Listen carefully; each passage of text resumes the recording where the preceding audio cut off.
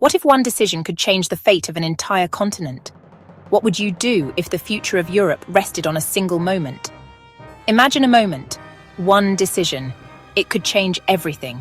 Europe stood on the brink. In 1683, a massive army threatened to conquer an entire continent. Its fate hung by a thread. In the summer of 1683, a storm of steel and ambition gathered on the edge of Europe. This wasn't just a border skirmish, it was a collision of worlds, a moment that would define the continent for centuries.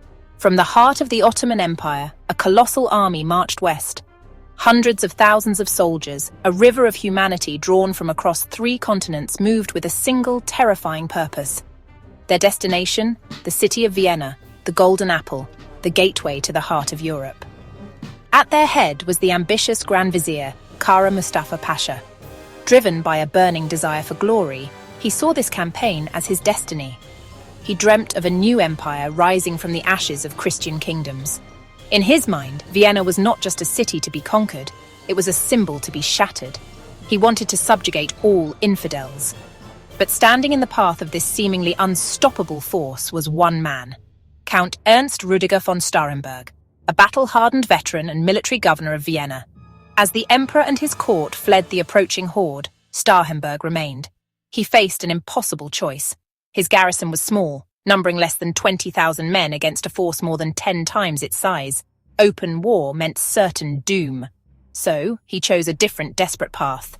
He would make his stand behind the city's formidable but aging fortifications, leading his men into the strong walls of Vienna. On July 14th, the Ottomans arrived. The horizon disappeared, replaced by a sea of tents and banners. The siege began, and Vienna was completely cut off from the world. 2 months of brutal fighting followed. Day and night, Ottoman cannons pounded the walls, while sappers dug a deadly network of tunnels below.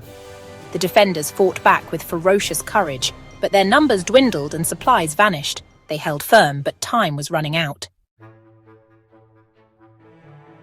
Turkish engineers, elite sappers, worked tirelessly.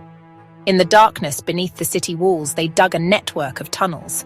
For the defenders above, the faint sound of digging was a constant, maddening reminder of the invisible threat growing right under their feet. They planted powerful mines. Barrels filled with hundreds of pounds of black powder were carefully positioned at key structural points, turning the very earth into a weapon. A fuse was lit. A moment of terrifying silence. Then they detonated them. A thunderous roar ripped through the city. Boom! The walls were breached. When the dust cleared, a gaping hole in the mighty Lobel bastion was revealed, an open gate for the waiting Ottoman army. Hope faded fast. The situation was no longer just desperate, it was catastrophic. Commander Starhemberg knew it. His few starving men could not possibly hold the breach. He made one final gamble. He launched a flare high into the night sky. It was a last, desperate call to any nearby allies, a prayer sent into the darkness. Europe's future balanced on a knife edge.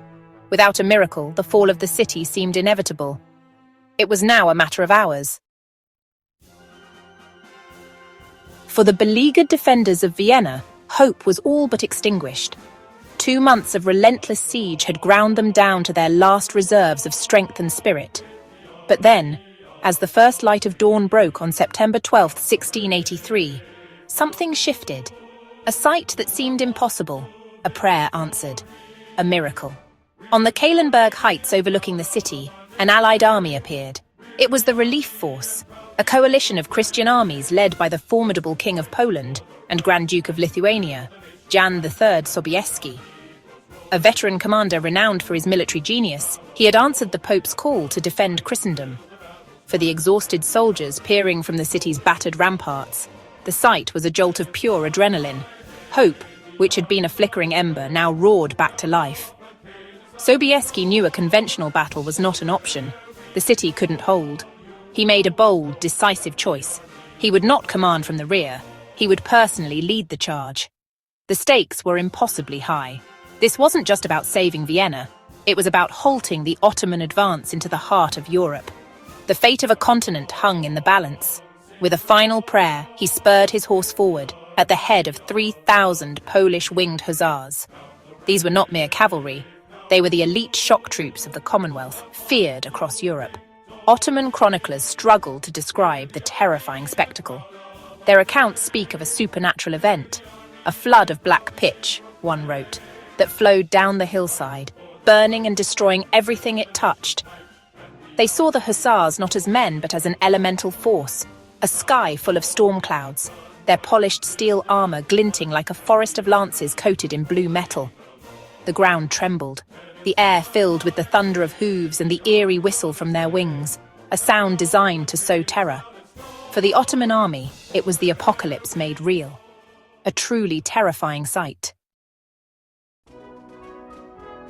Sobieski's charge was unstoppable, a thunderous impact. It routed the Ottoman army, sowing death, sowing destruction. Panic spread, the siege broke. Kara Mustafa escaped, but his defeat cost him dearly. His position, ultimately his life. Europe was safe, just barely. Few remember this moment, but they should, that day. 3,000 Polish knights saved Europe from a different destiny. So, what do you think? Did you know this story? Hit that subscribe button, ring the bell. Tell us in the comments what other pivotal moments in history we should cover next. Check the description for more resources on the Battle of Vienna.